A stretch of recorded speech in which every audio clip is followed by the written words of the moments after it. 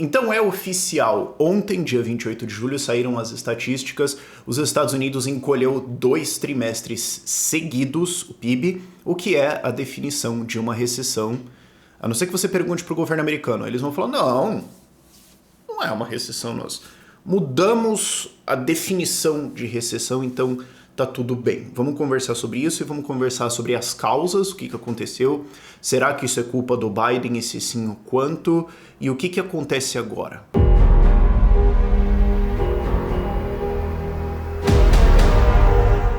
Isso aí já estava um pouco telegrafado, porque durante a semana, no começo ali, segunda, terça-feira, começou a sair uma conversa de alguns economistas ligados ao governo Biden e da própria Casa Branca falando, escuta, gente, olha, só porque você tem 2 trimestres de queda do PIB, e só porque corriqueiramente isso é usado como a definição de uma recessão, e só porque a economia está encolhendo, não quer dizer que isso é uma recessão. Então isso já foi meio telegrafado de você falar, ué, por que você tá... Se tá tudo bem, por que você tá puxando esse assunto assim, do nada, né? Que estranho. Então já estava telegrafado isso e saiu o resultado do PIB, encolhimento de 0,9%, seguido de 1,4% a 1,6% de queda no primeiro trimestre. Curiosamente, no dia do meu aniversário. E eu já tava olhando e falando, cara, não é possível, cara. No dia do meu aniversário que eu queria dar uma relaxada e tudo mais, vou ter que parar pra fazer vídeo sobre isso. No fim das contas, deu pra relaxar, eu tô fazendo vídeo no dia seguinte, mas de qualquer forma, santo presente, né? Uau. E aliás, desculpa pela infrequência de vídeos essa semana, como vocês podem ter notado nos vídeos recentes. A gente tava com alguns problemas de áudio e eu estava fazendo a minha mudança, tanto que agora eu estou de fato na minha casa nova aqui em Vinhedo. O áudio ainda deve estar um pouco equado por causa do quarto, tudo mais, a gente tá se adaptando, mas tá resolvendo, tá? Desculpa pelo vacilo. Mas vamos voltar para os Estados Unidos aqui. Primeiro, por que isso aconteceu? Por que essa recessão está acontecendo agora? Entendendo isso, a gente consegue entender. Vai piorar? O que está acontecendo? Isso aqui é um novo 2008? Para onde essa história vai? Então, assim, o que aconteceu? É basicamente o mecanismo de ciclo de crédito austríaco. Basiquinho. Se você fosse ter uma aula genérica, introdutória de o que é o ciclo econômico segundo a Escola Austríaca de Economia, você tem expansão de base monetária, que foi basicamente a política monetária nos Estados Unidos desde 1987, mas vamos focar só agora no Covid. Você teve uma expansão gigantesca de base monetária, uma impressão de dinheiro fantástica, 40% dos dólares em circulação foram criados mais ou menos nos últimos 2 anos, não à toa eles estão com uma inflação tão alta. Isso distorce toda a economia. Quando você tem esse novo dinheiro entrando, especialmente pesadamente, a economia se distorce para ir receber esse dinheiro do Estado. A produção, toda a cadeia de produção começa a se orientar para isso, e isso altera como é a disposição da economia. Eu ia falar academia porque essa é a analogia que eu quero usar. Por quê? É como se você tivesse uma academia, tá todo mundo treinando ali, tudo bonitinho, né? Todo mundo ali no anarcomarombismo, beleza. E de repente chega alguém e fala: pizza e chopp grátis. No meio do treino. Inclusive eu vou dar pra vocês pizza e chopp grátis por 6, 12 meses. E daí de repente todo mundo começa a fazer menos exercícios e começa a engordar. E você olha e fala: claramente isso é culpa da academia. Claramente isso aqui é uma falha de mercado. E o que acontece? Quando você tira isso, todo mundo tem que se readaptar. Acho que é um jeito simples de você entender. Então, o que acontece? Quando esse crédito novo, essa impressão de moeda desacelera significativamente ou mesmo é invertida para uma contração monetária, a economia que estava dependendo, a parte da economia que começou a depender, que começou a se alinhar para receber esse dinheiro do Estado, precisa voltar para uma situação anterior ou descobrir o que fazer. E geralmente eles nem sacam que é isso que está acontecendo. Você tem um monte de distorções acontecendo na economia que vão caindo, você tem todo um monte de coisas que foram criadas em cima desse crédito novo, desse dinheiro novo do Estado, que agora não funcionam mais tão bem, e agora você tem inflação, você tem aumento dos preços. Esse aumento dos preços, via de regra, é respondido por bancos centrais com altas de juros, o que ajuda também a ter essa queda da expansão monetária, essa queda da velocidade de expansão, ou inclusive uma queda da base monetária, uma queda não só da base M0, mas se for ver nos M2, M3, dá uma complicada nesse sentido. E aí, o que acontece nesse ponto? O que acontece é que você começa a ter um declínio econômico. Essas coisas que foram construídas em cima do dinheirão lá, não rola mais. E elas começam a cair. Até quando?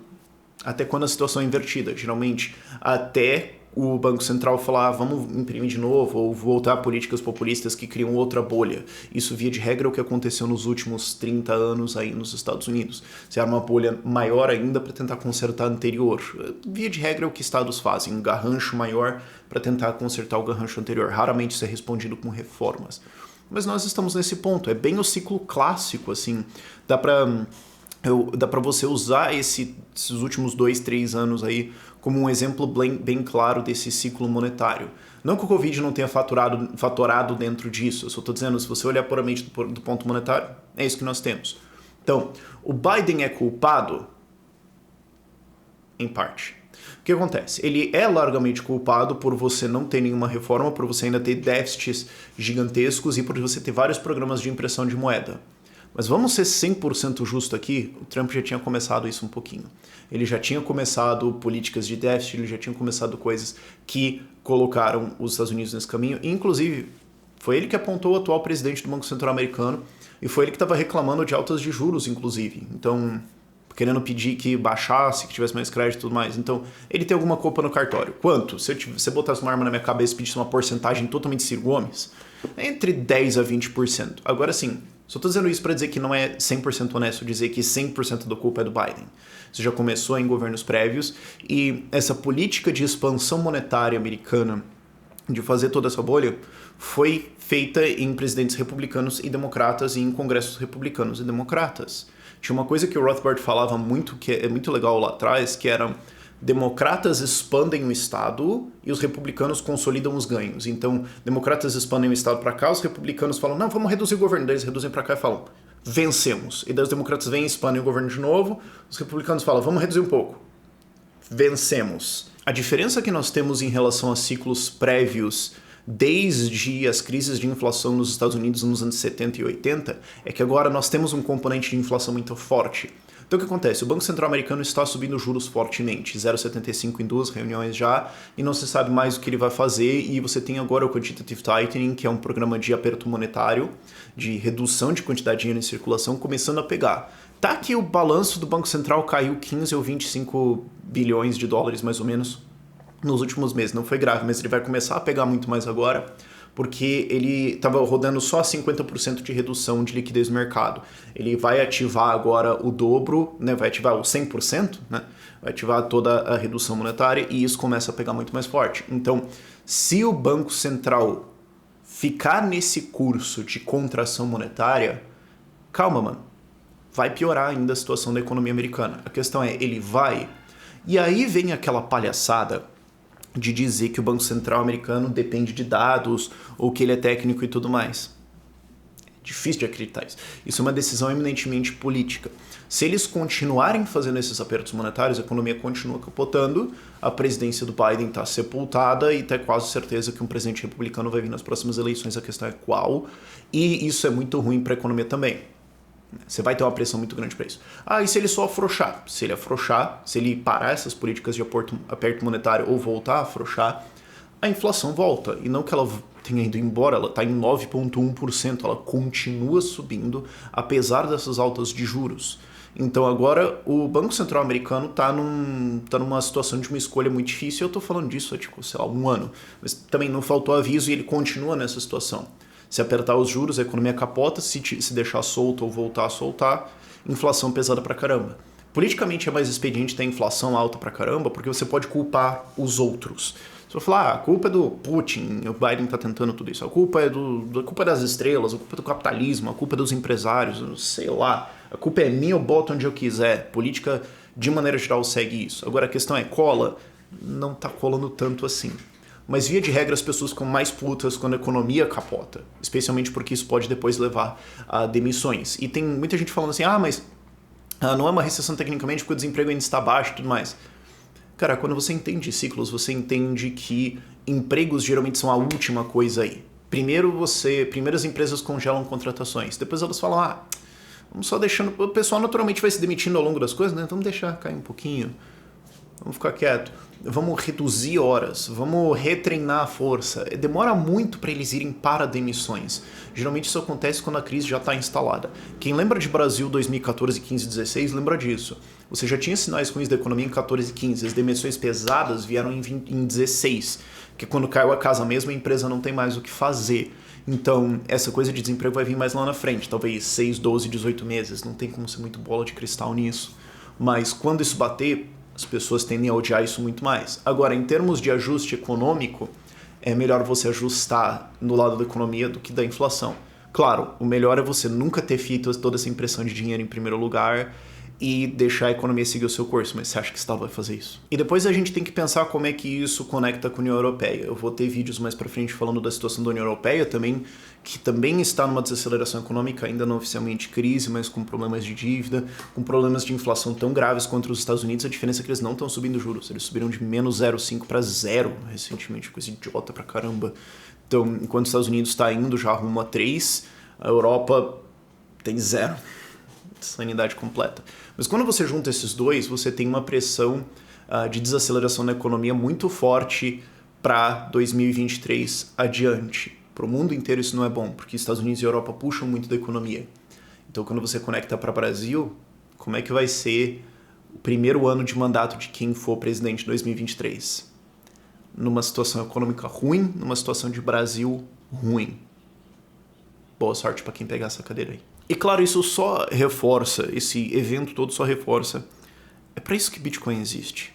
Porque, e eu adorei aquele vídeo que eu fiz lá atrás sobre a ONU recomendando banir Bitcoin. Porque tipo, não, porque o Bitcoin pode tirar a capacidade dos países de fazer política monetária. Sim. Isso é bom. Isso tira da mão de estados a capacidade de fazer as maluquices que eles fizeram recentemente. Isso tira a capacidade deles de inflacionar a moeda e de colocar esses ciclos para rodar. Mas é claro, o objetivo do estado, o objetivo da política é fazer isso. O Bitcoin serviu para proteger você disso. E mas caiu recentemente. Antes do Covid estava 9, agora está 22, 23, 24 mil. Pode ter caído bastante, mas reteve valor, protegeu você da inflação, foi um ativo que desempenhou bem nesse período? Qual é o saldo, sabe? Vamos ser 100% sincero aqui. E, inclusive, como eu sempre falo, para você ser contra o Bitcoin, você tem que falar, não, apesar das últimas décadas nos Estados Unidos, na Europa, no Japão terem sido isso, eu acho que estados vão de repente virar responsáveis, vão fechar os seus déficits e vão fazer reformas e abrir o mercado. E proteger a moeda. Se você acredita nisso, compra dólar, compra euro, fica nisso, tudo bem. Se você olha para isso e fala, eu acho que não, dá uma olhada em Bitcoin. E se você quiser comprar Bitcoin, o lugar aqui no Brasil é na Bitpreço. A Bitpreço é uma decolar de exchanges, basicamente eles acessam exchanges no Brasil, vendedores P2P e tudo mais, para te dar maior liquidez do mercado. Então, por definição, o melhor preço que você vai conseguir é lá, o link vai estar ali na descrição. E vamos ver, próximas semanas, eu acho que isso aqui ainda vai demorar uns 6, 12 meses para desenrolar, e inclusive a crise de 2007, de 2008 só foi admitida um ano depois. Então muitas vezes acontece de você estar já numa situação econômica ruim, mas só depois vir os dados, só depois vir os fatos, de mostrar que o que estava 6, 12, 18 meses atrás de fato estava muito ruim. Então nós podemos estar numa situação muito piorando, mas demora muito para os dados saírem, e especialmente, óbvio, para a política e estados admitirem isso. Agora, o que não dá para fazer é confiar nesses caras e achar que está tudo bem. A gente confiou neles, bom, a gente não confiou neles, eu aqui imagino que vocês não, mas o mundo confiou neles quando eles falaram que não ia ter inflação na impressão de moeda, ou que era temporário e tudo mais, ou que ia ficar tudo bem com a economia, e olha no que deu. Vamos ver os próximos meses aí, vai ter muito mais vídeos disso, e próximo ano de Brasil vai ser um negócio complicado. Por esse vídeo é isso. Tchau, tchau.